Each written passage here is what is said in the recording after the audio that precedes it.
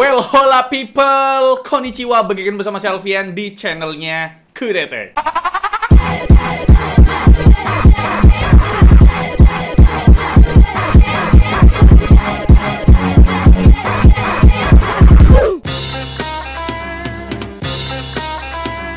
Oke bre, kali ini kita bahas HP ya, yang harusnya sih masih nge-hype ya, yaitu Poco X6 Pro Ultra.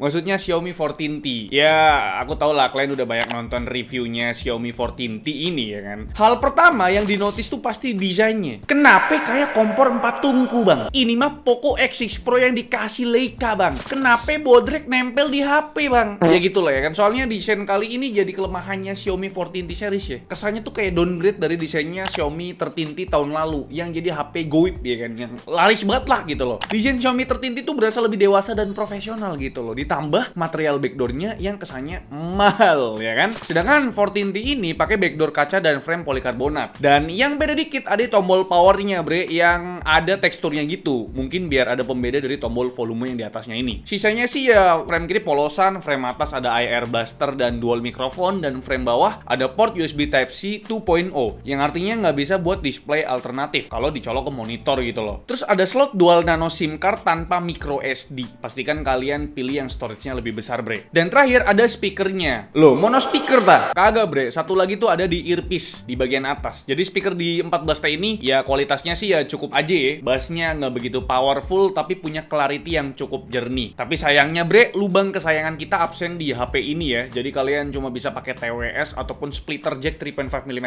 to Type-C kalau mau pakai earphone berkabel. Tapi buat audio codecnya udah bagus kok. Pakai Bluetooth versi terbaru ya 5.4 dan mendukung audio codec LDAC ataupun LHDC bre. Nah kita bahas bagian layarnya ya. Untungnya nggak ada komplain sih ya. Rasio to bodinya makin tipis, bezel atas bawah kanan kiri juga simetris. Ukuran layarnya tetap dipertahankan di 6,67 inci dengan resolusi yang masih sama kayak 13T di 1220 x 2712p. Pakai panel AMOLED dengan refresh rate di atas rata-rata HP 6 jutaan ya. Biasanya kan 120 Hz refresh rate. Nah di HP ini tuh udah 144 Hz refresh rate. Layaknya kayak HP gaming gitu loh bre. Tingkat kecerahannya juga dapat upgrade dari yang tadinya 1200 nits sekarang jadi 1600 nits dengan peaknya mencapai 4000 nits. Tapi peaknya ini terjadi di beberapa kondisi doang ya. Jadi anggap aja ya 1600 nits lah maksimalnya. Dan HP ini ada always on display-nya. Dan ternyata nyalanya tuh always. Tapi bisa kalian ganti ke 10 detik kok. Atau dijadwalin juga bisa gitu loh. Nah di pengaturan ini kalian bisa gonta-ganti stylenya ya. Fingerprint animasinya juga bisa diganti. Bahkan yang gokil sih super wallpapernya. Animasinya smooth dan bikin lebih imersif tuh wallpaper. Dan kalau soal baterai sih nggak ada upgrade ya dari 13T. Kapasitasnya masih 5000 mAh dengan support chargernya di 67 watt yang mana udah dapet chargernya di paket pembeliannya bre. Nah di pengujian kita isi daya dari 1% ke 50% butuh waktu 20 menit aja. Sedangkan dari 2% sampai full 100% butuh waktu 47 menit. Ini terbilang kenceng karena kalau dibandingkan sama Poco F6 yang sama-sama 5000 mAh dan adapternya malah lebih kenceng di 90 watt, Poco F6 butuh waktu 55 menit untuk isi daya dari 1% ke 100%. Ya balik lagi ya bre, di luar dari sektor desain, Xiaomi 14T menurutku jadi HP yang gampang banget direkomendasikan. Harganya itu loh bre, masih sama kayak 13T tahun lalu di angka 6,5 juta. Ditambah ada varian storage yang lebih besar ya, 512GB UFS 4 dan RAM-nya 12GB LPDDR5X. Nambah 500.000 lagi tapi ya. Di sektor storage dan memori aja udah upgrade ya dari Xiaomi 13T yang masih pakai interface UFS 3.1 dan memorinya masih LPDDR5 biasa. Dan chipsetnya juga dapat upgrade juga ya dari Dimensity 8200 Ultra jadi Dimensity 8300 Ultra. Yang kalau dilihat dari skor Antutu 10-nya, Xiaomi 14T unggul sekitar 48% dari Xiaomi 13T. Kalau dibandingin sama Poco X6 Pro ya sama aja. Soalnya kan pakai chipset sama juga yaitu Dimensity 8300 Ultra. Kalau dibandingin sama Poco F6 yang pakai Snapdragon 8S generasi ketiga, Xiaomi 14T ini tertinggal 15% bre. Yang mana ini kita tes di mode standar ya. Soalnya ada mode performance ternyata bre. Di pengujian selanjutnya kita tuh bakal tesnya di mode standar aja bre. Next di pengujian Geekbench 6, HP ini tuh unggul 4% di multicore dan unggul 9% di single core dari Poco X6 Pro. Padahal sama-sama Dimensity 8300 Ultra bre. Mungkin tuningannya beda ya. Dan tertinggal 13% di multicore dan kalau di single core-nya tertinggal di 33% dari Poco F6. Kalau di pengujian CPU throttling test terlihat ya di pengujian 30 menit, 45 menit dan 60 menitnya di atas 80% 60% untuk stability-nya ya bre. Ini harusnya sih punya thermal throttle yang cukup baik ya. Jadi ya langsung aja ya kita tes buat main game di indoor dan outdoor juga, buat ngeliat thermalnya gimana nih. Game pertama ada Mobile Legends yang kita tes pakai settingan grafik ultra dan frame rate-nya ultra juga di dalam ruangan atau indoor pakai AC di suhu sekitar 26 derajat Celcius bre. Main 1 jam rata-rata FPS yang didapat sekitar 113,7 FPS dengan minimumnya di 87,9 FPS. Di kondisi rame atau fight scene kadang tuh drop FPS-nya ke 90 tapi cuma bentar doang, abis itu naik lagi bre. Terus buat suhunya masih adem bre. Area layar tuh 38 derajat Celcius dengan area backdoor-nya 37,4 derajat Celcius. Kalau penggunaan baterainya main 1 jam berkurang 21%. Lanjut ke game PUBG Mobile, kita tes di settingan grafik HD dengan frame rate-nya ekstrim. Main dalam ruangan ber-AC, kita bisa dapat rata-rata 57,4 FPS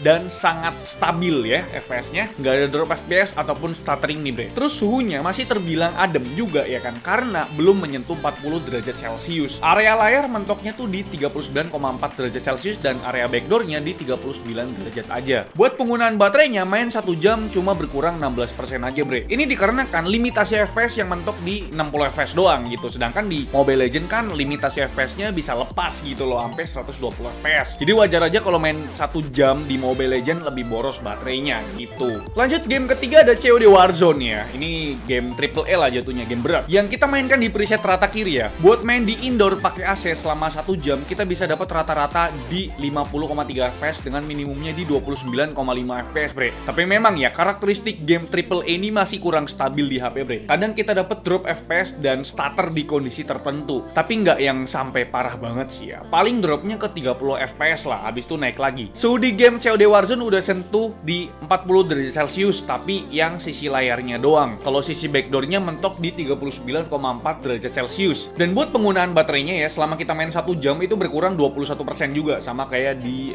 Mobile Legends tadi ya. Persoalan COD Warzone ini kenapa lebih boros baterainya? Karena memang ini game berat aja udah gitu loh. Makanya mirip dia sama Mobile Legends gitu kan. Lanjut game keempat ada Genshin Impact yang kita mainkan pakai preset berikut ya. Di game ini kita tes di dua kondisi ya bre. Pertama di indoor ber-AC dengan suhu sekitar 26 derajat Celcius dan kondisi kedua di outdoor, lebih tepatnya di carport depan rumah. Kenapa kita tes di dua kondisi? Soalnya kata teman-teman yang udah review di Genshin Impact, HP ini tuh bakal ngalamin throttling. Jadi ya kita mau tahu bre, ada beda nggak throttling di indoor sama throttling di outdoor? Oke langsung aja kita cek grafik FPS berikut ya. Kita mainnya sama-sama 30 menit aja bre. Pada kondisi indoor, kalian bisa lihat ya, throttling itu terjadi di menit 15-an dan drop FPS-nya di angka 45 FPS-an bre. Sedangkan pas kondisi outdoor di luar ruangan, 2 menit pertama masih di 60 FPS. Setelahnya stabilnya di 40-an FPS. Nah, pas throttlingnya lumayan parah, drop lagi tuh di kisaran 30 FPS bre. Tapi itu bentaran doang, hitungan detik lah gitu ya. Habis itu naik lagi tuh. Kalau lihat gambaran suhu sebenarnya nggak beda jauh ya bre antara indoor dan juga outdoor. Sisi layar cuma beda 1 derajat aja. 41,6 derajat Celcius berbanding 42,6 derajat Celcius. Tapi malah area backdoor bisa selisih 2 derajat Celcius bre. 40,3 derajat Celcius berbanding 42,2 derajat Celcius. Yang lebih aneh lagi, penggunaan baterainya pas main di outdoor malah lebih irit. Berkurang 10% aja main 30 menit. Sedangkan pas di indoor berkurangnya 12% nih. Menurut analisa aku pribadi, karena memang throttle-nya ini bikin performanya nggak di-push untuk stay di 60 FPS kayak main di indoor pakai AC.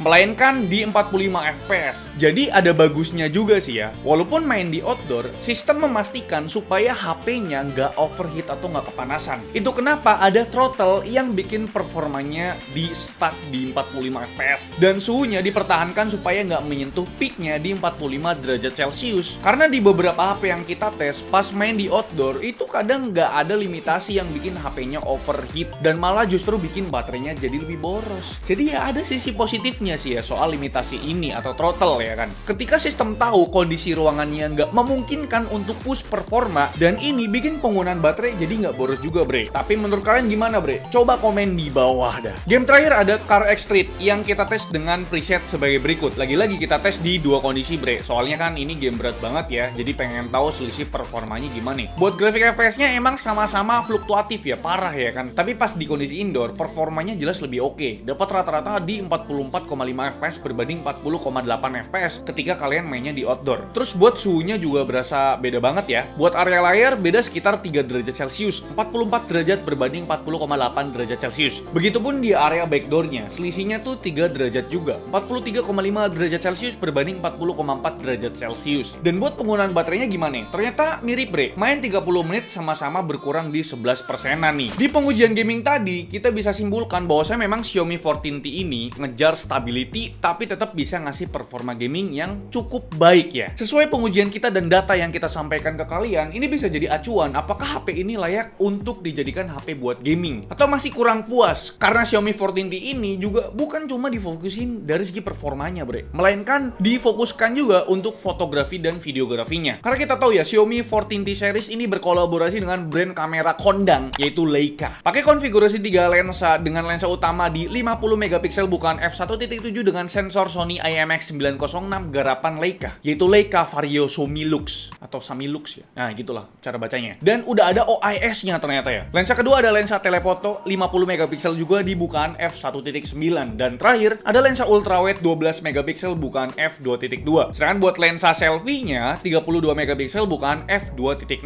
Menariknya di sini HP ini tuh pakai sensor processing baru yaitu Xiaomi ISP yang bikin processing semua hasil jepretannya lebih seamless dan lebih efisien gitu dah. Dan buat perekaman videonya Xiaomi 14T ini banyak banget modenya bre. Pertama ada mode video standar yang bisa rekam up to 4K 60 fps. Ada mode movie, ini tuh mirip kayak mode sinematik gitu atau mode video portrait gitulah, yang fokusnya tuh bisa diganti-ganti tapi cuma bisa rekam di Full HD 30 fps doang. Terus ada mode Pro Video. Di mode ini kalian nggak bisa gonta-ganti lensa pas lagi record, jadi sebelum record kalian pilih lensa mana yang mau dipakai. Dan terakhir ada mode Master Cinema yang bisa rekam up to 4K 30 fps. Terus ada mode Dual Video dan Ultra Night Video. Sebenarnya masih banyak lagi sih ya yang bisa kalian explore di kameranya Xiaomi 14T ini bre. Tadi itu baru fitur perekaman videonya, belum fitur buat foto-fotonya ya kan. Ada style Leica Authentic dan Leica Vibrant tuh. Dari kedua style tadi tuh buat ngebedain hasil foto mau yang warnanya ngejreng atau yang klasik gitu bre. Dan buat hasil foto-fotonya kalian bisa lihat berikut nih ya kan.